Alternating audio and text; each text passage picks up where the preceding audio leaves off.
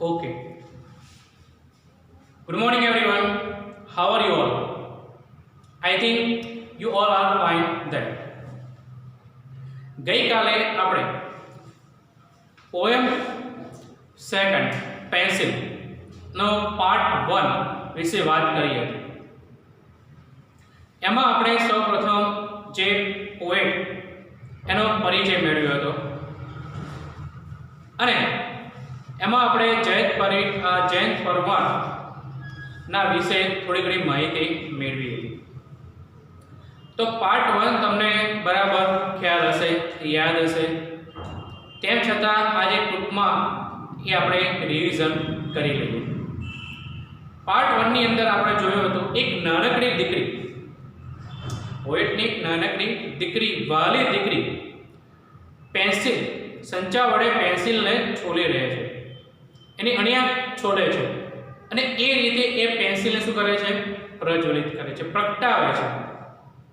એ આપણે વાત કરી હતી કે આ કવિતાની અંદર અલગ અલગ રૂપક અલંકારનો ઉપયોગ થયો છે. એમાં જે પેન્સિલની સંચો છે એના વડે જ્યારે પેન્સિલ છોડે છે તો એની અણી પ્રગટાવવાના મિનિંગમાં લેવામાં આવે છે. પણ આપણે સમજવાનું શું છે? છોલો. મિત્રો, હવે એ પેન્સિલ વડે એક જે નાની દીકરી છે, વાલી દીકરી, એ શું કરે છે? તો કે એના જે શ્વેત કાગળ હોય છે, શ્વેત કાગળ રૂપી આકાશની અંદર ચિત્ર વિચિત્ર એવા ડ્રોઈંગ કરે છે, ચિત્રો દોરે છે. એના મન ગમતા, એને ઈચ્છા પડે એવા, એટલે કે એની ઇમેજિનેશનની અંદર જે કંઈ પણ આવે છે એ બધું એ પેલા બ્લેન્ક પેપર ઉપર ઉતારે છે. આપણે જોયું હતું કે ચશ્મા પહેરેલો મોર,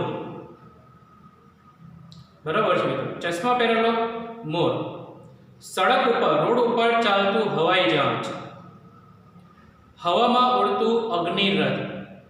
તો આવા બધા ચિત્રો એ એક બાળકીના મનના ઇમેજિનેશનમાંથી આવે છે.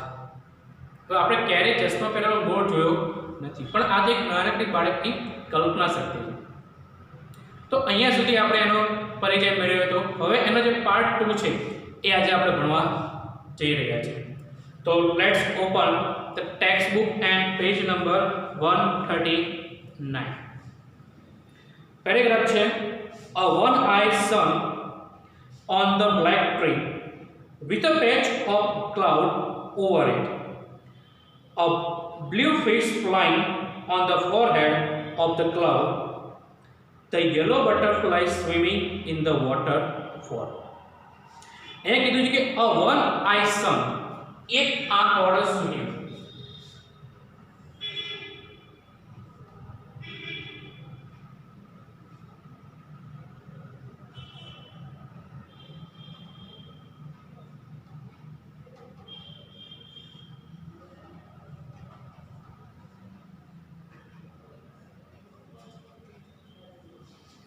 હવે એક આંખ વાળો સૂર્ય, આપણે ચિત્ર દોરીએ છીએ તો સૂરજ દાદાને બે આંખો બતાવીએ છીએ, પણ અહીંયા એક આંખ વાળો સૂર્ય. ત્યારબાદ a one-eyed sun on the black tree. હવે આ સૂર્ય ક્યાં છે? on the black tree. ભલે અત્યારે બ્લુ છે પણ આપણે બ્લેક સમજવાનું છે, આપણે માત્ર ઇમેજિન કરવાનું છે.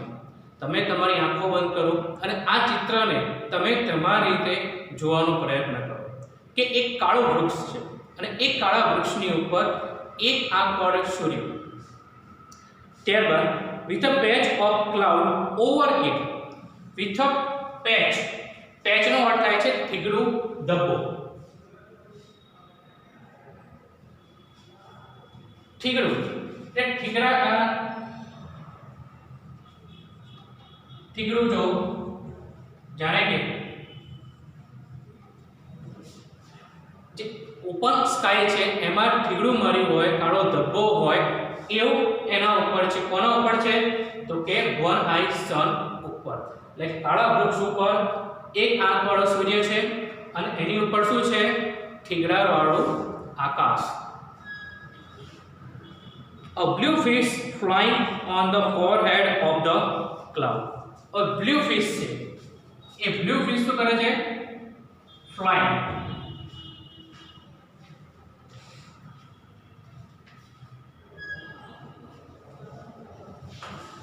એક ભૂરા કલરની ભૂરી માછલી ફોરહેડ એટલે કે કપાળ કોનો કપાળની વાત છે તો કે cloud forehead of the cloud એટલે કે વાદળના કપાળ ઉપર એક ભૂરી માછલી ઉડી રહી છે હવે માછલી જનરલી તરતી હોય છે પણ અહીંયા માછલીને ઉડતી બતાવી છે તો આ શું છે એક નાનકડી દીકરીની કલ્પના શક્તિ છે તમે વિચારો કે જ્યારે બાળક એની ધૂનમાં હોય છે એની મસ્તીમાં હોય છે ત્યારે પોતે આવા વિચિત્ર લાગતા ચિત્રો દોરતી હોય છે અને એ પોતાનો આનંદ માણતી હોય છે આમાં ચિત્ર કેવા પ્રકારનું છે કઈ રીતે બનાવ્યું છે એ મહત્વ નથી પણ એમાં એ વસ્તુ કરવામાં એને ખૂબ આનંદ આવે છે એને મજા આવે છે એ જરૂરી છે મિત્રો આપણે કોઈ પણ કાર્ય કરતા હોઈએ એ કાર્ય કરવામાં જો આપણને મજા નહીં આવે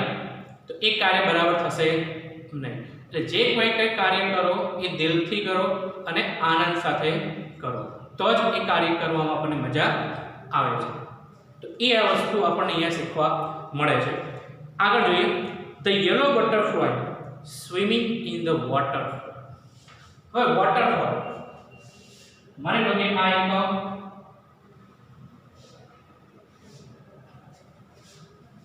આપણે વોટરફોલ અહીંયા દર્શાવીએ અહીં પહાડીઓ છે અને એ પહાડી ઉપર જે ઝરણું છે ધોધ છે એ ધોધ વહી રહ્યું અને એ ધોધમાં બટરફ્લાય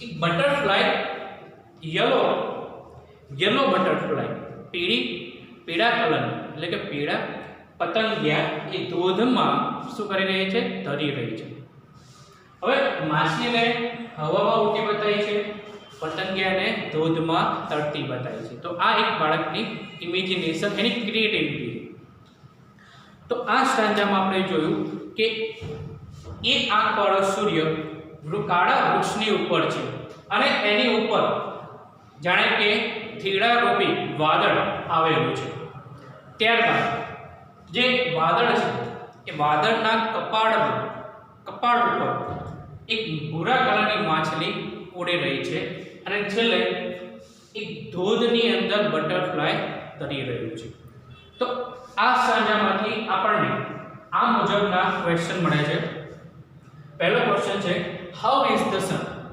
સન કેવો છે તો તમે સ્ટેન્જામાં જોઈ શકો છો the sun is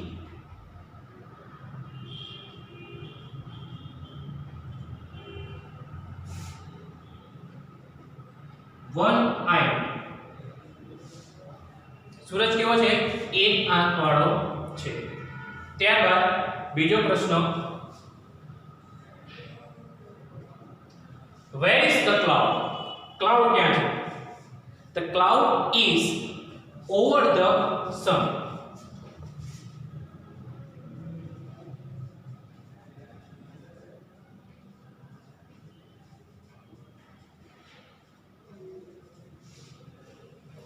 the cloud is over the sun ત્યારબાદ ત્રીજો પ્રશ્ન આ રીતે છે what is there over the sun તો સૂર્યની ઉપર શું છે તો અહીંયા આપણે વાક્યની શરૂઆત શેની કરીશું is પછી જે આપેલું છે તે there આપણે ક્વેશ્ચન આન્સરના ફોર્મ્યુલામાં વાત કરી હતી કે to be ના રૂપ પછી કોઈ પણ ing વાળું રૂપ કે v3 આપ્યું ન હોય તો is એટલે કે to be ના રૂપ પછી જે હોય એ પહેલા લઈ લો તો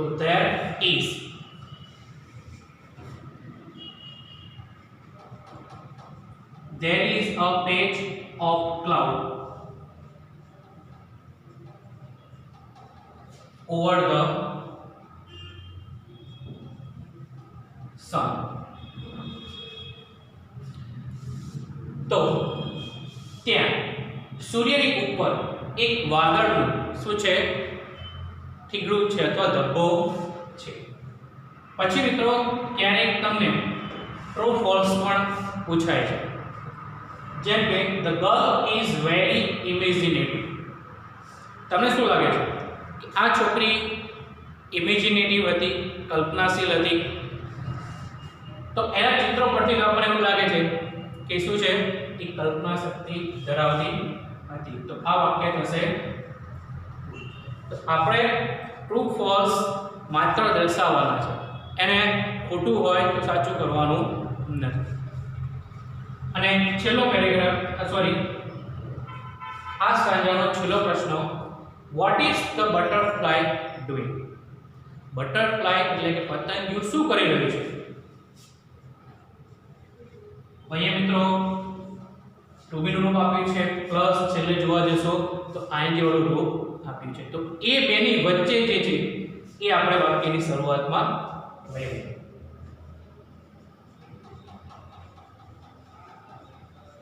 The butterfly is swimming in the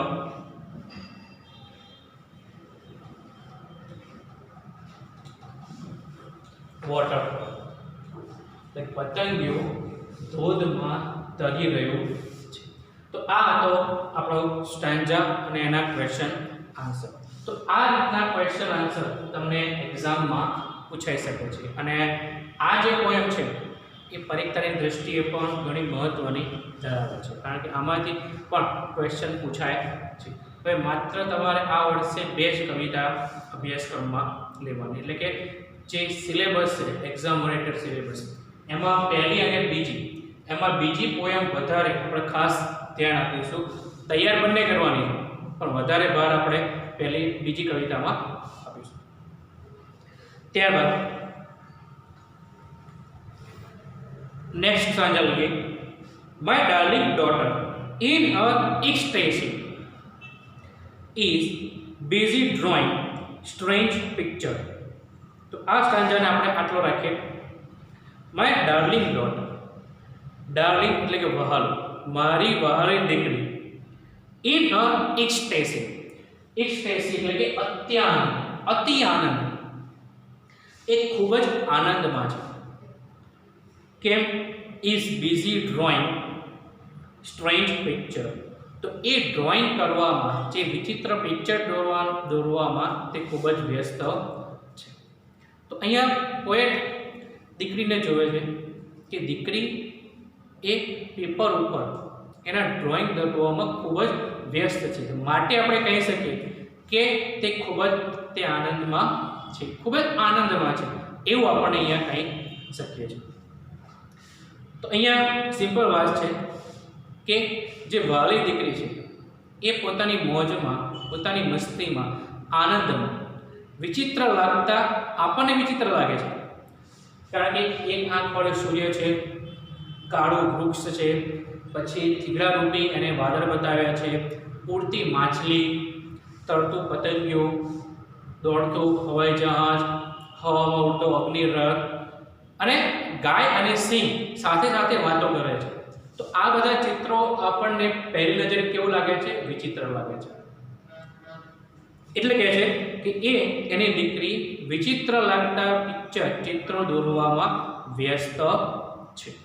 તો અહીંયા એ સ્ટાન્જા ઉપરથી આપણે પહેલો પ્રશ્ન લઈ લઈએ. The word ecstasy means ecstasy, a feeling, a great feeling of happiness, a feeling of great happiness.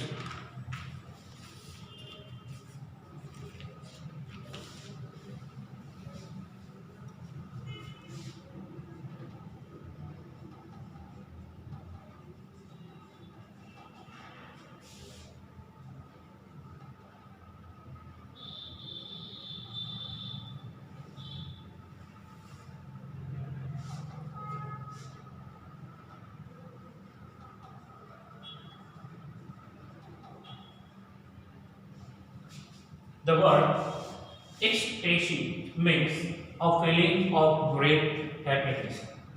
How can you say that the girl is enjoying her drawing? How can you? તમે કઈ રીતે કહી શકો કે છોકરી તેના drawing દોરવામાં drawing આનંદથી દોરી રહી છે? તો આવું આપણને ક્યારે લાગે કે જ્યારે કોઈ બાળક એની રમતમાં વ્યસ્ત હોય, એ વ્યસ્ત ક્યારે હોય છે?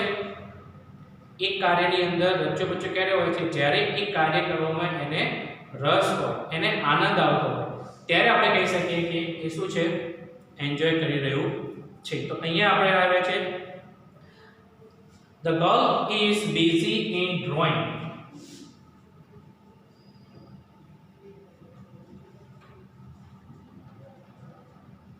The girl is busy in drawing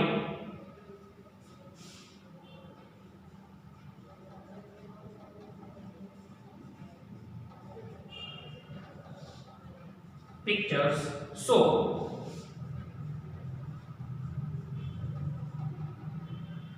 we can say that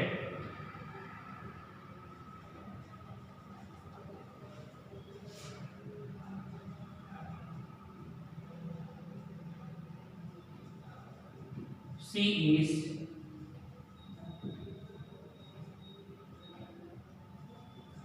enjoying her drawing.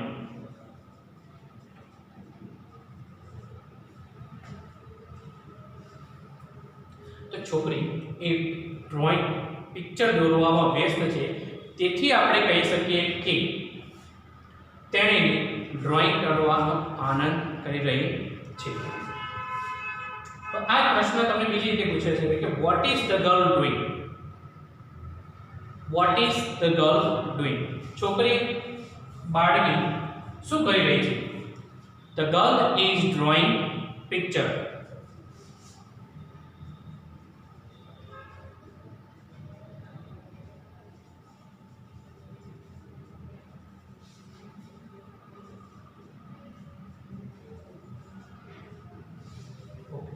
તો આ હતા આપણા સેકન્ડ સ્ટાન્જા, આજના સેકન્ડ સ્ટાન્જાના ક્વેશ્ચન આન્સર.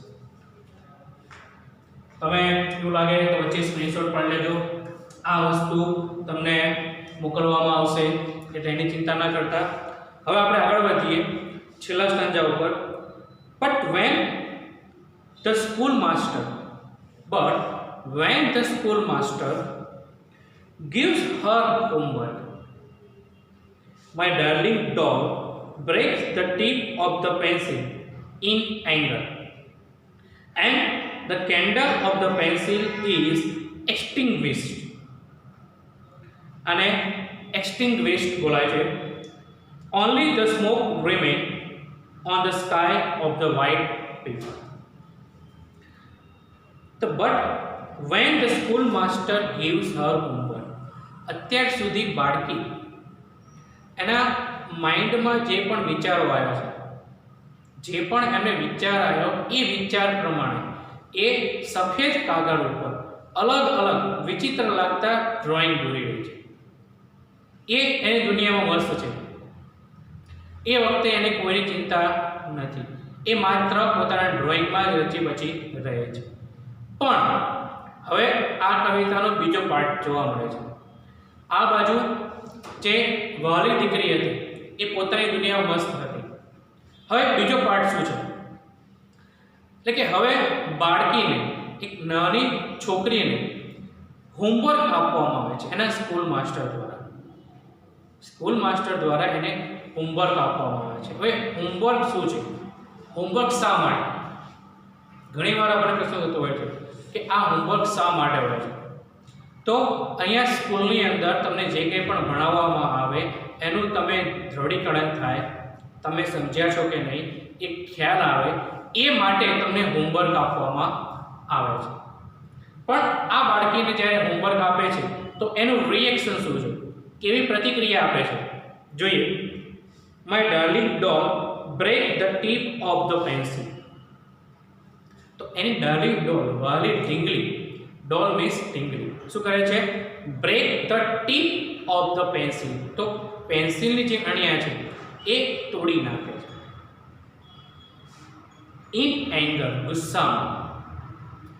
ભાઈ સ્કૂલ માસ્ટર એને હોમવર્ક આપે છે, એ હોમવર્ક એને ગમતું નથી, ગુસ્સો આવે છે અને માટે શું કરે છે? પેન્સિલની અણિયાને તોડી નાખે છે. જે પેન્સિલથી એ સરસ મજાના ચિત્રો દોરી રહી છે, પણ હવે હોમવર્કના કારણે એ પેન્સિલને એની અણીને તોડી નાખે છે. And the candle of the pencil is extinguished. Extinguished એટલે કે ઓલવ. હવે જ્યારે એક કેન્ડલ રૂપી પેન જ્યારે એની અણી તૂટી ગઈ છે તો candle of the pencil is extinguished. તો એ શું થઈ જાય છે? ઓલવાઈ જાય છે. એટલે આ એક મીણબત્તી રૂપી પેનની અણિયા ભટકી જવાના કારણે, તૂટી જવાના કારણે એ ઓલવાઈ જાય છે. જેમ મીણબત્તીને આપણે ફૂંક મારીએ, એની જ્યોત બંધ થઈ જાય ત્યારે ઓલવાઈ જાય છે, એ રીતે આ પેન્સિલની અણી તૂટવાના કારણે એ બુઝાઈ જાય છે, ઓલવાઈ જાય છે. એનો એન્ટોનિમ, એક્સટિંગ્વિશનો એન્ટોનિમ શું થાય છે? કેન્ડલ. એ આપણે નીચે હમણાં એક્સરસાઇઝમાં જોઈશું. હવે અહીંયા આપણે જોયું કે બાળકી પોતાના આનંદમાં, પોતાની દુનિયામાં મસ્ત છે ત્યારે સ્કૂલ માસ્ટર એને હોમવર્ક આપે છે અને એ ગુસ્સામાં શું કરે છે? એને અણી તોડી નાખે છે. કારણ કે હોમવર્ક એને ગમતું નથી, એને પ્રિય નથી. જ્યાં સુધી બાળકીને પોતાનું પ્રિય કાર્ય કરવાનું હતું ત્યારે એને આનંદ આવતો હતો, મજા આવતી હતી. પણ હવે એ જ પેન્સિલથી એની અણી એને ગમતી નથી, એને ગુસ્સો આવે છે અને અણી તોડી નાખે છે. માટે મીણબત્તી રૂપી જે પેન્સિલ છે, જે મીણબત્તી હતી, એ શું થઈ છે? ઓલવાઈ ગઈ છે. Only the smoke remain. અને મીણબત્તી ઓલવાઈ ગઈ છે, એના કારણે મીણબત્તી ઓલવાઈ જાય પછી શું રહે છે? માત્ર સ્મોક રહે છે, ધુમાડો રહે છે. રિમેન એટલે કે રહેવું, એ આપણે પહેલા પાર્ટની અંદર સ્પેલિંગમાં એડ કરેલો હતો. On the sky of the white paper. Sky of paper તો કાગળ રૂપી જે આકાશ છે એની અંદર હવે માત્ર શું છે? મીણબત્તીમાંથી નીકળતો ધુમાડો જ બાકી રહ્યો છે. હવે એ ચિત્રો ત્યાં રહ્યા નથી. હવે બીજા ચિત્રો એ દોરતી નથી, કારણ કે એની જે પેન્સિલ છે એ એને તોડી નાખી છે. તો એનું કારણ શું હતું? તો કે હોમવર્ક. ને હોમવર્કને શું કરે છે? ધિક્કારે છે, એને નફરત કરે છે, એને ગમતું નથી. તો અહીંયા મિત્રો આ કવિતાની અંદર સિમ્પલ વાત છે કે બાળકને એને પ્રિય હોય એ પ્રવૃત્તિ તમે એને કરવા દો, એને જે ઠીક લાગે એ પ્રવૃત્તિ એને કરવા દો. માત્ર વાલીનું એટેન્શન, એની દેખરેખ એના પર હોવી જોઈએ, એના પર એની રોકટોક હોવી જોઈએ નહીં. જો એને રોકટોક નહીં કરો, એને પ્રિય જે એક્ટિવિટીઝ છે, પ્રવૃત્તિ છે, એને કરવા દેશો તો એક નવું જ આવિષ્કાર અથવા નવો જ એક પહેલ તમને જોવા મળશે, એક નવું જ ચિત્ર તમને જોવા મળશે. પણ અહીંયા એવું ન કરતા સ્કૂલ માસ્ટર એને હોમવર્ક આપી દેશે અને હોમવર્ક એને પ્રિય નથી. તો આ હતી આપણી નાનકડી કવિતા. હવે આ જે સ્ટાન્જા છે એના કેટલાક ક્વેશ્ચન છે એ આપણે જોઈ લઈએ.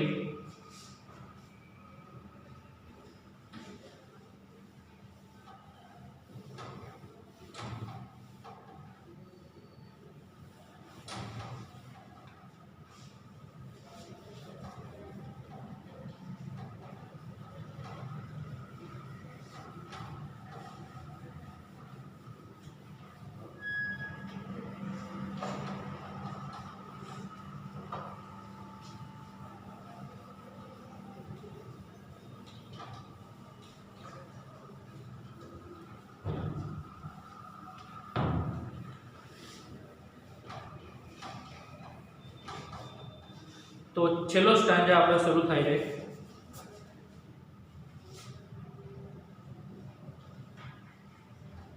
બટ વેન, ત્યાંથી લઈને જે પોએમ પૂરી થાય છે ત્યાં સુધી the white paper.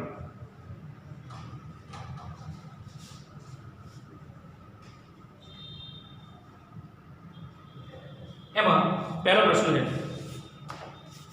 How does the teacher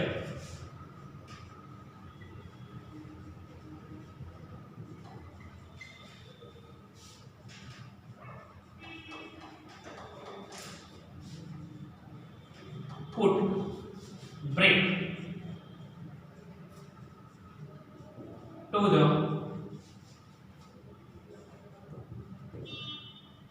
girl's imagination?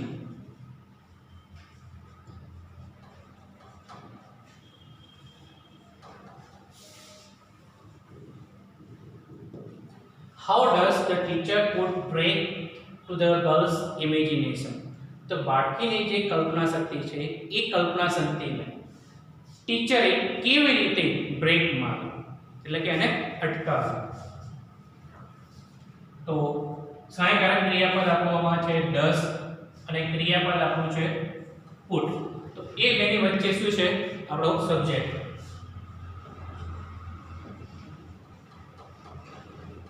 The teacher, હવે ક્રિયાપદ હેલ્પિંગ વર્બ છે એને does SES લાગેલો છે તો એ SES આપણે શેમાં મૂકીશું જે આપણે આન્સરની અંદર જે ક્રિયાપદ છે તેને. The teacher puts break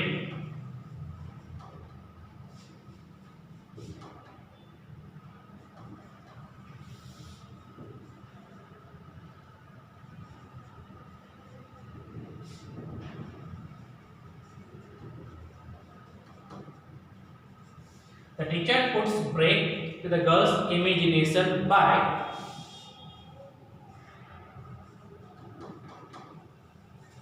giving her homework.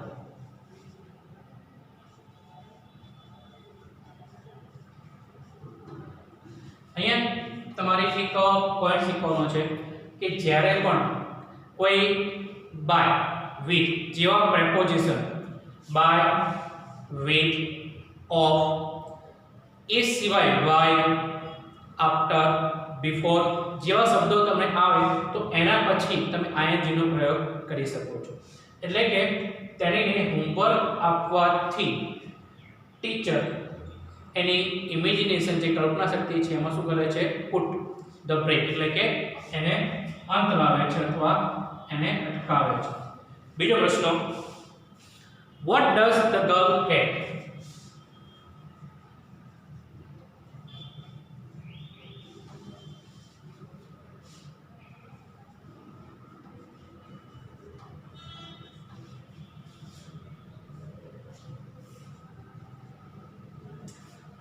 What does the girl hate? છોકરી શેને ધિક્કારે છે, શેને નફરત કરે છે. શેને નફરત કરે છે તો કે હોમવર્ક. The girl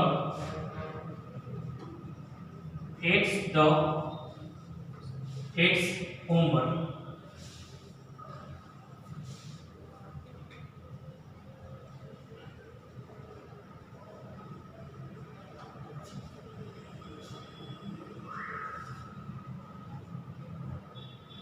तीसरा प्रश्न, what is the girl reaction?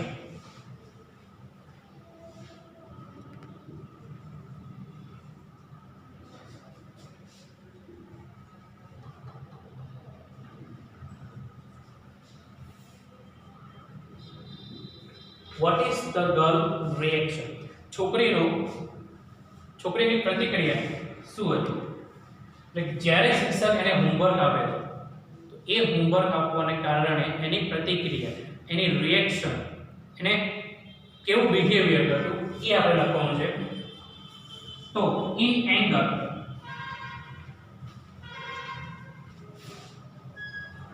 the girl breaks the tip of the pencil.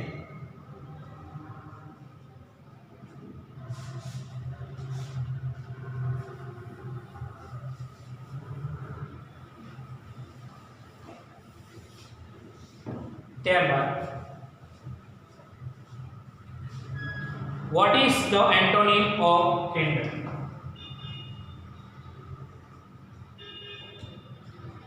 what is the antonym of kindred? તો અહીંયા કિન્ડર શબ્દ આપ્યો છે તો એનો એન્ટોનિમ મીન્સ ઓપોઝિટ, એનો વિરોધાર્થી શબ્દ. અને જ્યારે પણ આવું તમને આપેલું હોય, વિરોધી હોય, સમાનાર્થી હોય, તેને સિનોનિમ, એન્ટોનિમ કહેવામાં આવે છે. ત્યારે આના સિવાય એટલે કે તમને જે સ્ટાન્જામાં આપેલો હોય એ જ આન્સર લખવાનો છે. સ્ટાન્જા બહારનો એટલે કે પંક્તિ બહારનો આન્સર તમારે લખવાનો નથી. તો આપણી પંક્તિની અંદર કયો જવાબ રહેલો છે? તો કિન્ડર એટલે કે પ્રગટાવ. તો એનો ઉલો એક્સટિંગ્વિશ.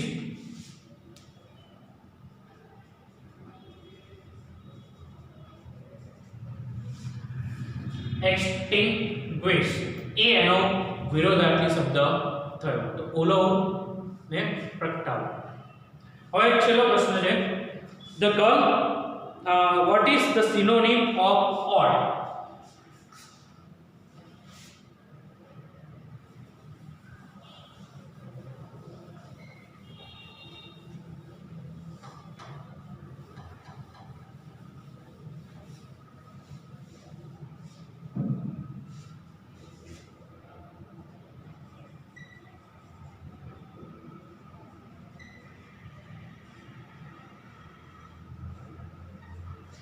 What is the synonym of odd?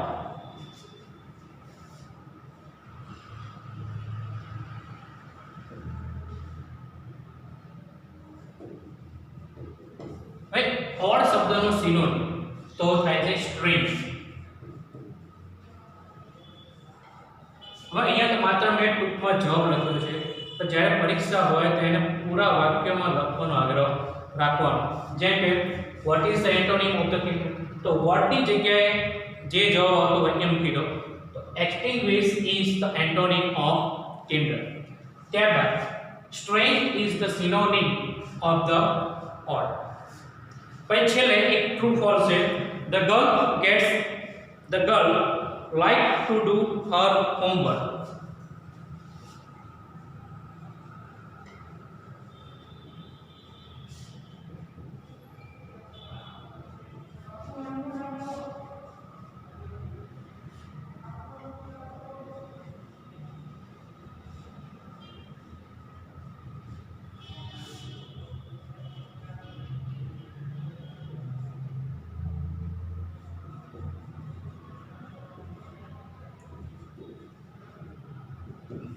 હવે પરીક્ષાની અંદર તમને ટ્રુ ફોલ્સ પૂછાય તો સીધા એના જવાબ લખવા નહીં.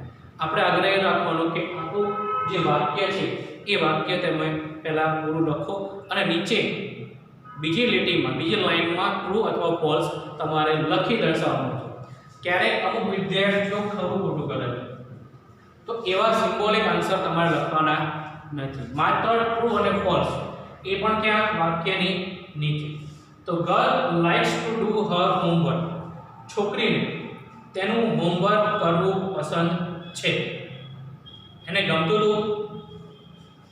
તો કે ફોલ્સ, ના, કારણ કે એને હોમવર્ક કરવું ગમતું નહોતું. એ તો ઉલટાનું એને ધિક્કારતી હતી, એને નફરત કરતી. તો મિત્રો આ હતી આપણે પોયમ નંબર 2. આશા રાખું છું તમે આ પોયમ બરાબર સમજ્યા હશો અને તમને બરાબર ખ્યાલ આવ્યો હશે. તો હવે પછી આપણે નવા યુનિટ સાથે આવીશું. Till then, good bye, take care.